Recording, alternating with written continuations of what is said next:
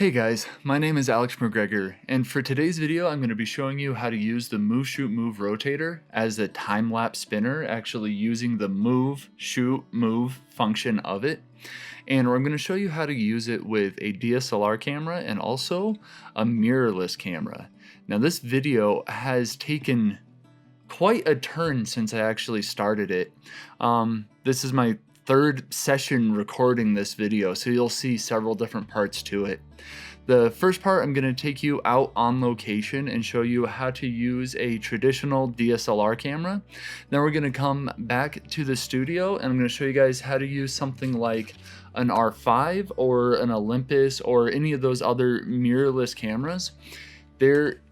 Up until a few days ago, I didn't know if there was a perfect way of synchronizing a mirrorless camera with the Move Shoot Move, but thank you to the community surrounding this amazing little rotator, we do have a solution for you, so stay tuned for that.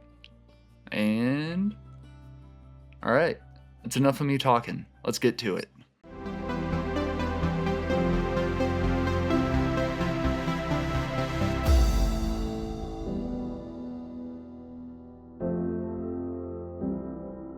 For this video, I brought you to Arapahoe Basin, which is one of my favorite ski resorts in the world. It's got amazing terrain and it's where I grew up skiing, so I really love it. And right now I'm using the Move Shoot Move to take a time lapse of the base area, just people coming down from the top and getting on the lift, and also the lift spinning. So I think this could be a pretty interesting video.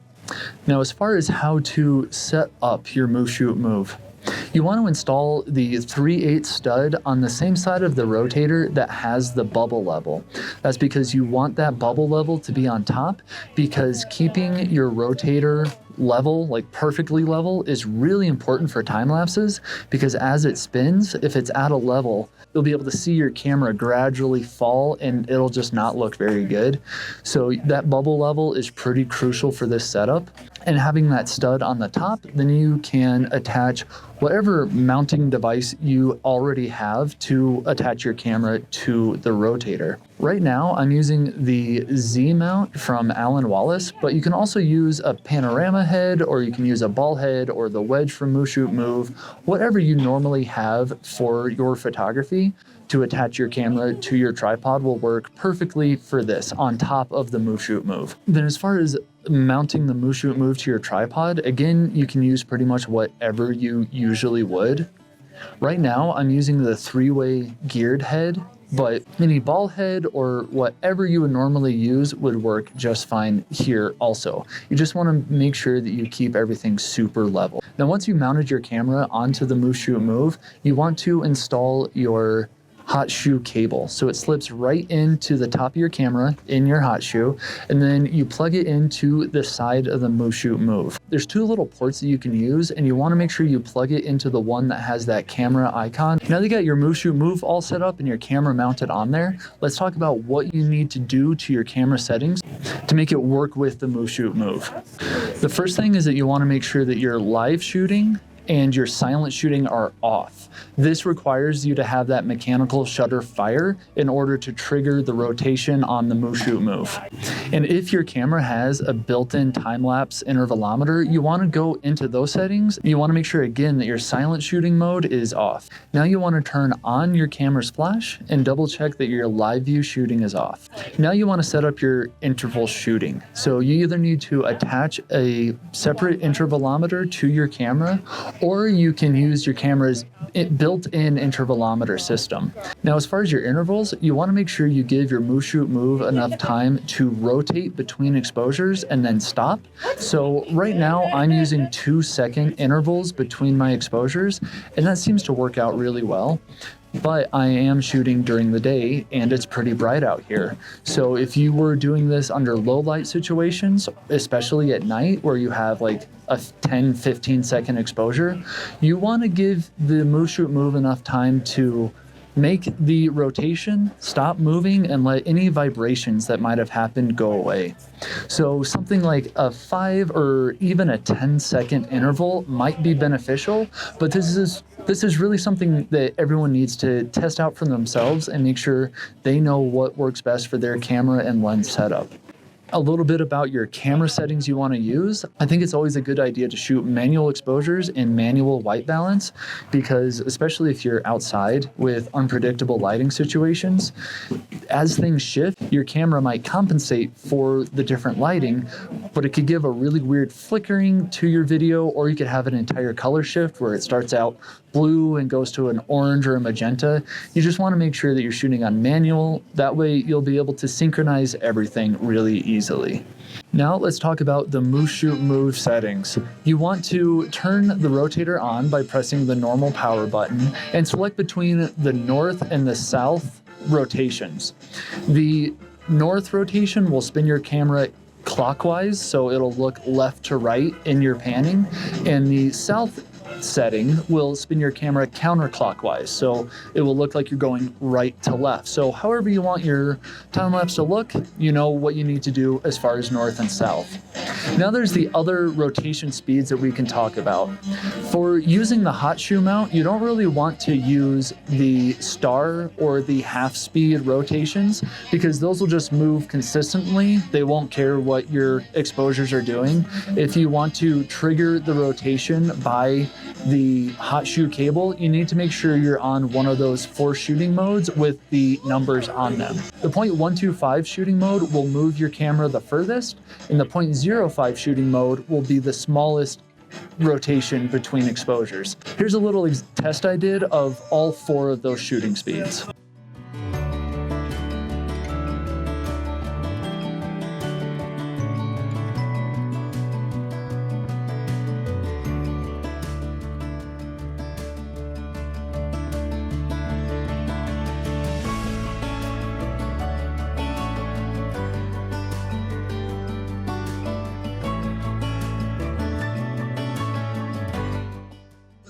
So now that you got your camera set up, you got your live view off, your silent shooting off, you got your interval and your exposure set up, you have your move, shoot, move in the right mode, double check that you're level, double check that you like how your panning is gonna look, and start your time lapse by firing off your intervalometer.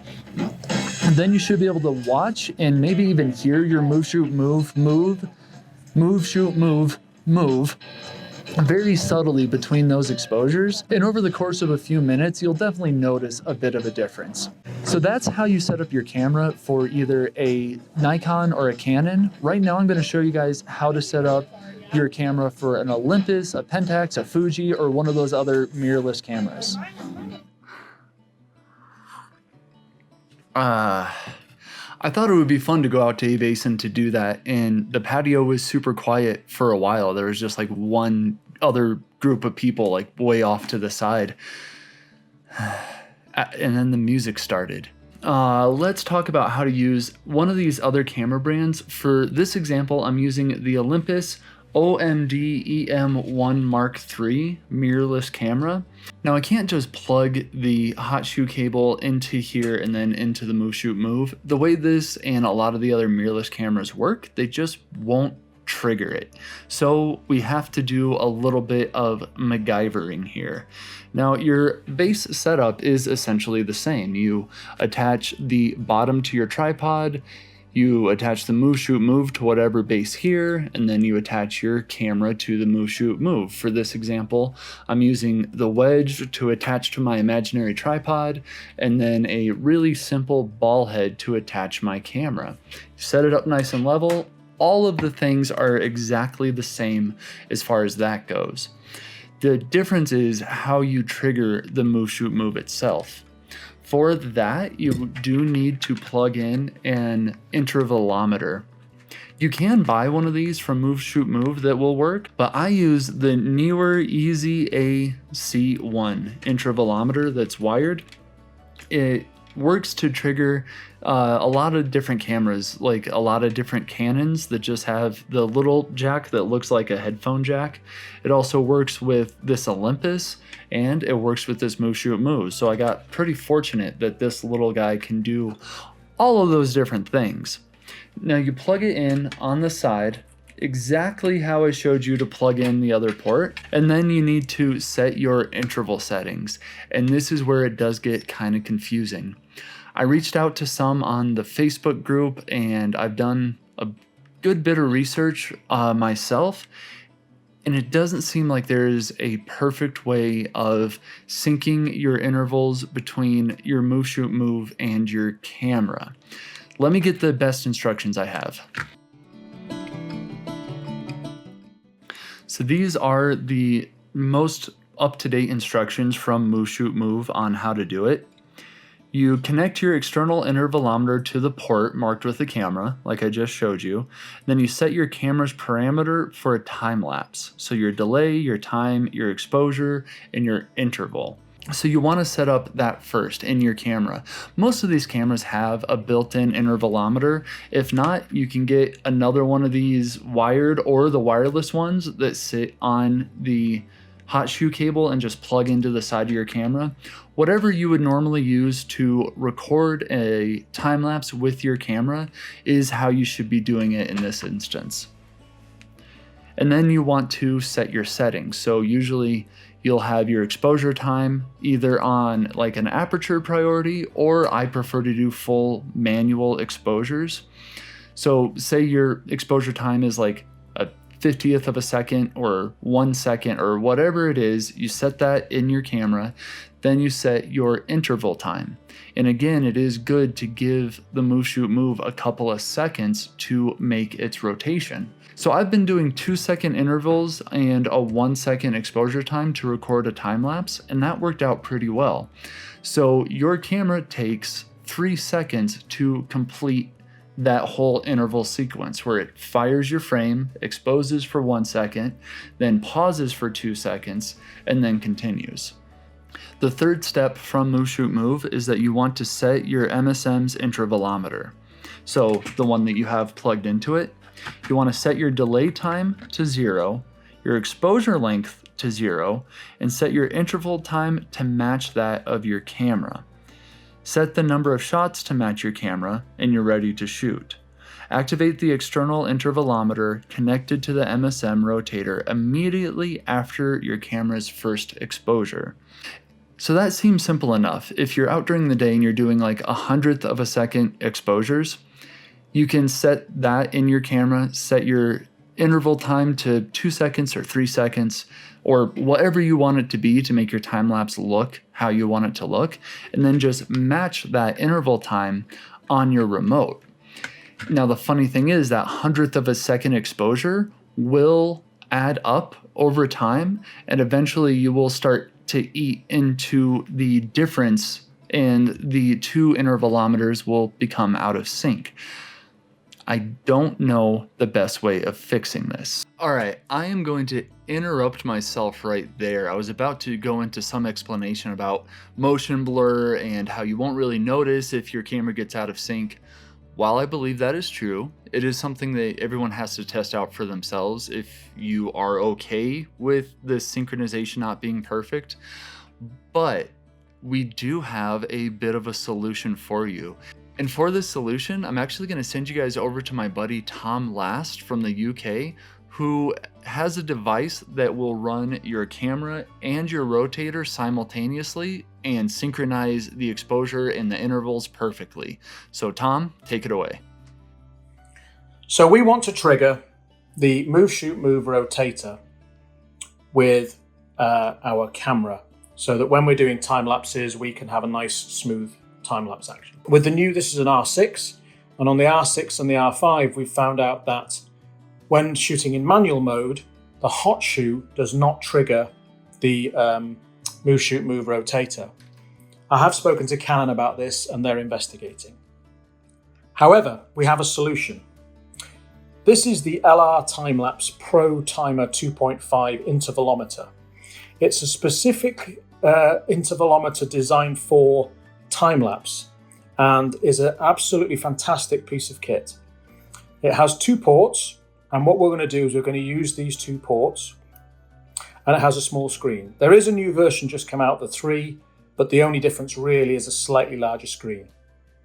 One of the things we can do in settings, we can tell it that the second port is connected to a motion trigger, and that's what I've already set. I can also set the motion trigger At the moment, it's set to trigger 1 second before the camera is triggered. And we're going to leave it at that. We're going to go to the time-lapse option. And I'm going to set a 10-second interval. And I'm going to set an unlimited number of shots. So now, plugging my camera in, plugging in the Move Shoot Move adapter. I've got this Move Shoot Move set to time-lapse mode, so it's flat. The rotator collar is underneath. I'm on 0.125 degrees per trigger, and we'll go from here. So if I now change the interval on the camera to something like, let's whiz it down to say, let's take a 5-second shot. So what should happen, because we've got a 10-second time on here, we should have at least 5 seconds of dark time in which the Move Shoot Move adapter can be triggered. So let's go.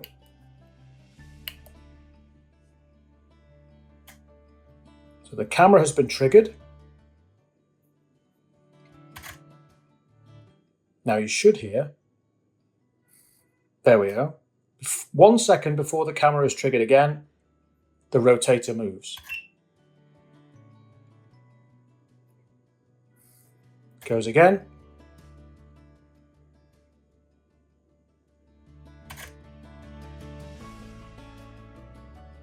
So every time, 1 second before the camera is triggered, the Move Shoot Move is triggered.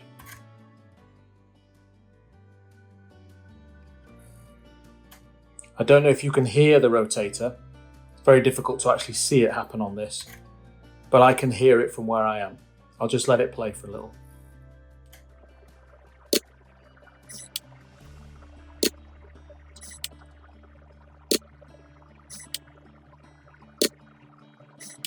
So I hope that helps. Obviously, now that the intervalometer is triggering the Move Shoot Move, if we want, we can use the intervalometer's clever functions, like ramping the interval. So if we want to change the interval, we can ramp it up over a period of time. We can pause it. We can do all sorts of stuff. So I'm going to just turn it off now. Stop shooting, and we're back to the time lapse. Power it off. So I hope that's useful. Any questions, please feel free to ask.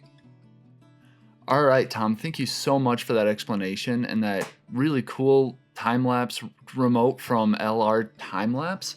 So that can work with any camera and the Move Shoot Move to synchronize those time lapses. And it has a bunch of other really helpful features, as Tom was starting to show you at the end. So if you are interested in doing some pretty serious time-lapse work with a mirrorless camera, or any camera for that part, that could be a really useful little tool, and I'll put some links down below for where you can find that and where you can learn more about it.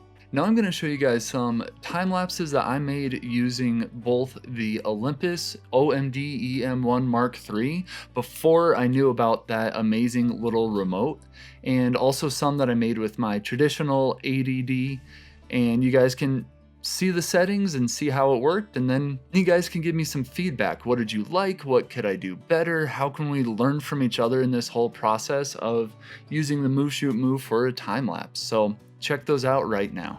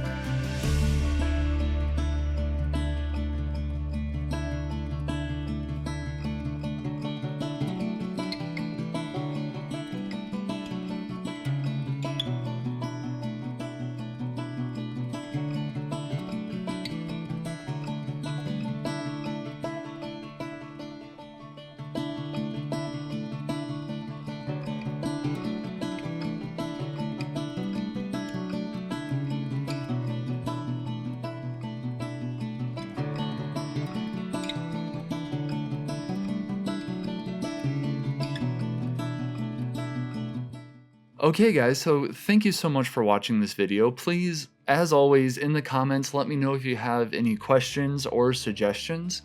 If you would like to follow my work a little more closely, give me a follow on Instagram. I post there pretty regularly and you can see a little bit more behind the scenes of what makes these images. And if you are at all interested in that one-on-one workshop over Zoom, there are links down below, and please do feel free to use those discount codes if you are interested. And hopefully this summer we'll be able to do some in-person workshops. We'll see what happens, but we're holding out hope that this summer will be somewhat back to normal. All right, thank you guys so much for watching. My name is Alex with Chasing Luminance Photography, and when the stars are out, I'll see you there.